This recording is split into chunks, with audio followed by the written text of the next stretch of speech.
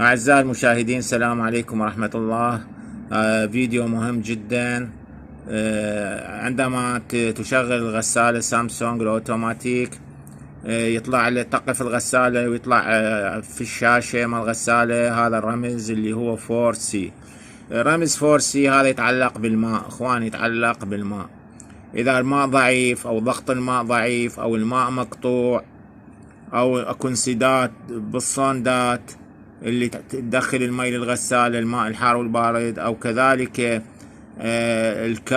كاك الماء مغلق، كل هاي العمليات تسبب لك ظهور هذا الكود او هذا الرمز اللي هو 4C.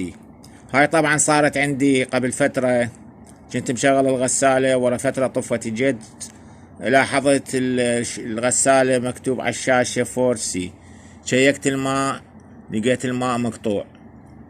فمن اجى الماء مرة ثانية رجعت تشتغل الغسالة بصورة طبيعية. ومرة رجعت كتالوج الغسالة شفت انه هذا الرمز 4C يتعلق بانقطاع الماء او ضعف الماء، او كذلك ايضا انسداد في الصندات او الانابيب اللي تدخل الماء الى الغسالة. فلا تنسى لايك واشتراك بالقناة وتفعيل زر الجرس. السلام عليكم ورحمة الله وبركاته.